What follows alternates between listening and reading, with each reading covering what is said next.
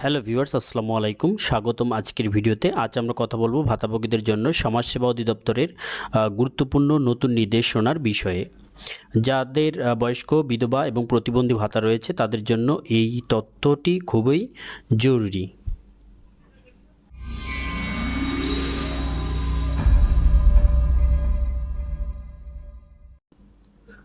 Right now চলে আসলাম মূল ভিডিওতে।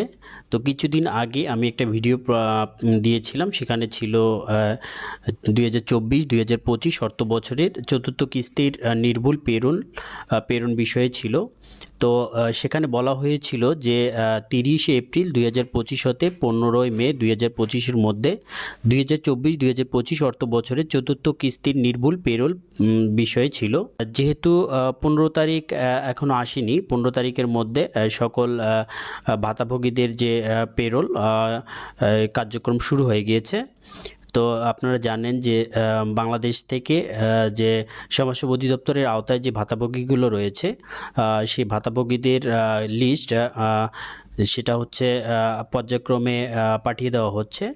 কিছু কিছু উপজেলা অলরেডি লিস্ট পাঠিয়ে দেওয়ার কার্যক্রম শুরু করে দিয়েছে, এবং আর কিছু কিছু যে উপজেলাগুলো রয়েছে সেগুলোর কাজ এখনও প্রক্রিয়াধীন রয়েছে, যাতে সবারই লিস্টটা 15 তারিখের মধ্যে সমাজসেবার যে MIS সফটওয়্যারটা রয়েছে সেখানে যেন তাদের তথ্যগুলো সঠিকভাবে পাঠিয়ে দেওয়া হয়। আপনারা জানেন যে এই পেরোলটা কেন পাঠানো হয়। তো এই পেরোলটা এই কারণে পাঠানো হয় যে অনেকেরই তারা যে মোবাইল ব্যাংকিংয়ের যে নাম্বার রয়েছে এটা অনেকেই পরিবর্তন করে থাকেন, অনেকেই ফোন নাম্বার পরিবর্তনের জন্য করে থাকে, আবার অনেকেই মারা গিয়েছেন। তাদের যে যাচাই বাছাই রয়েছে, এই সম্পূর্ণ যাচাই বাছাইগুলো করেই কিন্তু এই যে পেরোলটা পাঠানোর জন্যই কিন্তু এই নোটিশটা দিয়ে থাকে, এবং যারা এই কাজগুলো করে থাকে উপজেলা অফিসে, তারা হচ্ছে এই তথ্যগুলো যাচাই বাছাই করেই কিন্তু তারা সঠিক লিস্টটা পাঠিয়ে থাকে। অনেকেই যে গত যে তৃতীয় কিস্তিটা হয়েছিল সেখানে অনেকের টাকা আপনারা আসেনি। তো এই কী কারণে আসেনি এবং কেন আসেনি আপনাদেরকে আমি প্রত্যেকটা ভিডিওতে বলেছিলাম যে আপনারা অবশ্যই আপনারা নিজেরা যাবেন, গিয়ে খোঁজ নেবেন, এবং নিজেরা গিয়ে খোঁজ নিলেই কিন্তু আপনারা সঠিক তথ্যটা পাবেন যে কেন আপনাদের তৃতীয় কিস্তির টাকাটা আসেনি।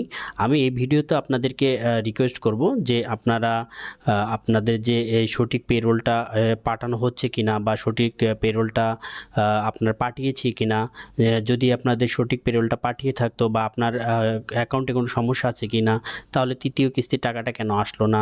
যদি যারা তৃতীয় কিস্তির টাকাটা যারা আপনারা পাননি, তারা অবশ্যই আপনারা সমাজসেবা অফিসে যোগাযোগ করবেন। সেখানে গিয়ে আপনারা যে তৃতীয় কিস্তির টাকাটা পাননি সেটা অবশ্যই তাদেরকে জানাবেন। জানালে তারা আপনাদেরকে এই সঠিক, হয়তো আপনার যদি কোনো সমস্যা থেকে থাকে সেটা আপনাদের কাছ থেকে যাচাই বাছাই করে তারা কিন্তু সঠিক আবার এই পেরোলটে আপনার লিস্টটা পাঠিয়ে দিবেন।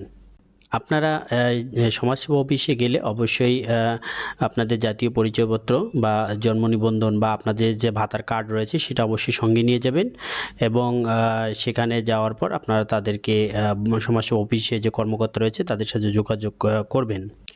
তো আপনারা একটা মনে রাখবেন যে এই যে 15 তারিখ রয়েছে, 15 তারিখের মধ্যে যদি আপনাদের পেরোলের লিস্টটা যদি না পাঠিয়ে দেয়, তাহলে কিন্তু আপনি চতুর্থ কিস্তির যে ভাতার টাকাটা রয়েছে সেটা কিন্তু পাবেন না।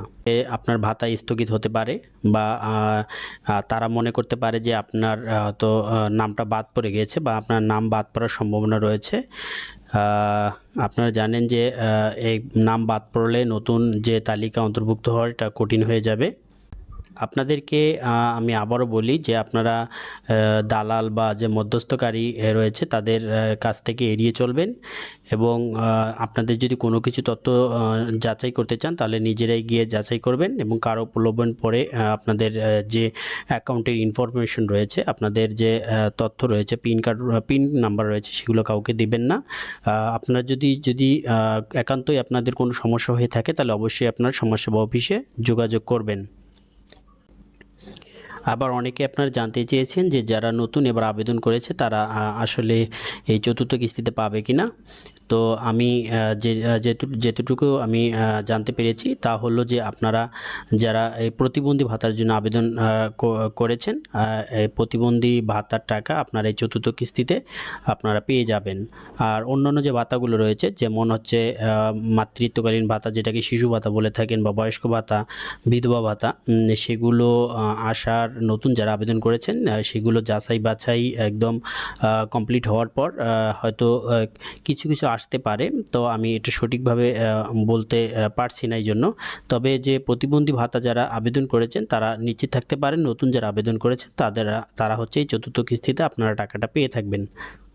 ভিউয়ার্স, আশা করি ভিডিওটি আপনার জন্য অনেক উপকার এসেছে। আপনার পরিচিতদের সাথে এই তথ্যটি অবশ্যই শেয়ার করবেন। আর যদি এমন আরও কোনো গুরুত্বপূর্ণ আপডেট পেতে চান তাহলে অবশ্যই আমার চ্যানেলটি সাবস্ক্রাইব করে বেল আইকনটি অন করে রাখবেন, যাতে পরবর্তীতে সবার আগে এরকম তথ্য আপনাদের কাছে নোটিফিকেশন আকারে চলে যায়। তো সবাই ভালো থাকবেন, সুস্থ থাকবেন। দেখা হচ্ছে পরবর্তীতে আবার নতুন কোনো ভিডিওতে। আল্লাহ হাফেজ।